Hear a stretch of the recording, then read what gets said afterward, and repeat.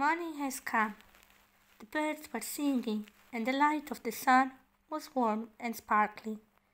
There was a girl who was still in bed, despite the beautiful morning. Kazuko was sleeping peaceful. That's how it looked outside.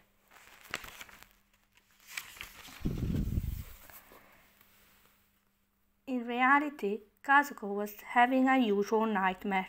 This time, Toad wasn't something to scare her.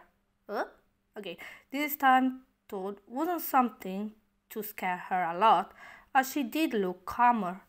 When she finally woke up, she felt dizzy. Seemingly, she has forgotten something important.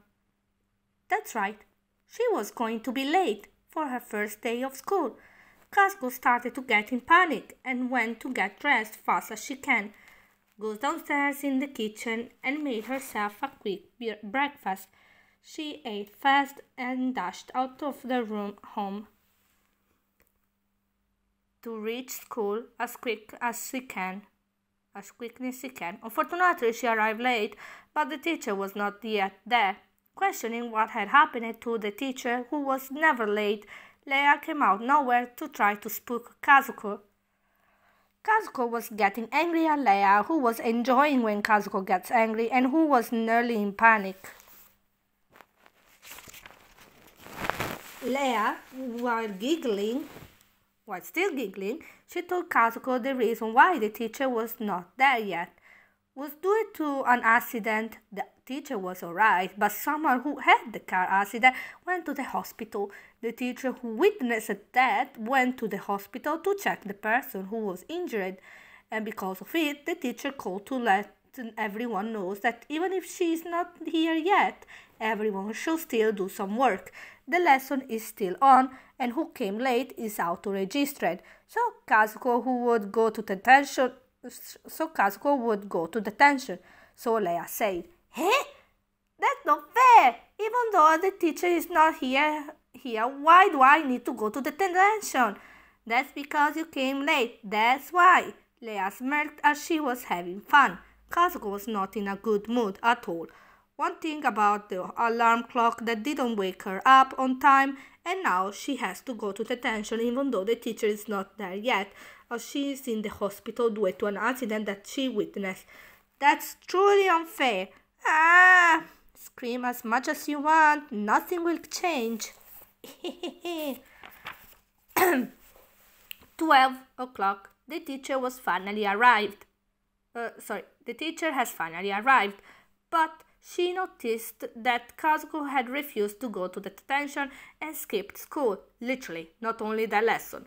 Kazuko was bored, so she went to the library to search for something to read, since she was not in class, and she was also running away from other teachers who were searching for Kazuko to bring her to the detention room.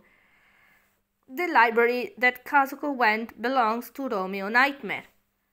Romeo is Kazuko's cousin. Both will fight time to time when they don't agree for something. Despite that, Romeo cares for Kazuko a lot.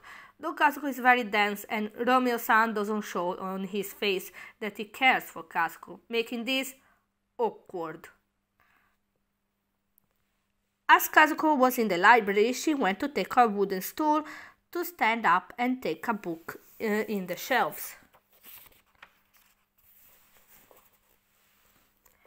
Obviously, it was not a normal book. Kazuko took a specific book of her choice, a magic book. What type of magic are recorded is unknown, as the book knows a lot of types of magic that were never recorded before.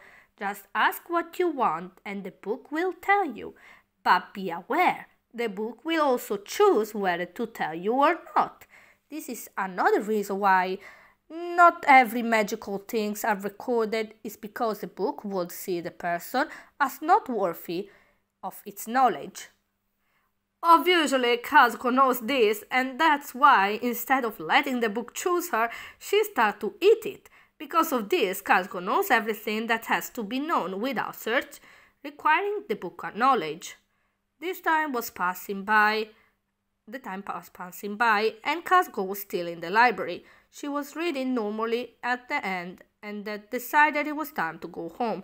Kazuko was getting tired.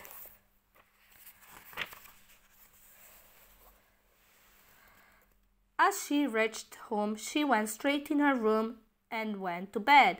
Kazuko hoped she won't have any bad dreams for the night, but was not easy. As she closed her eyes, she went in her dreamland. Kazuko started to run till she could find a place and rest, but was not easy.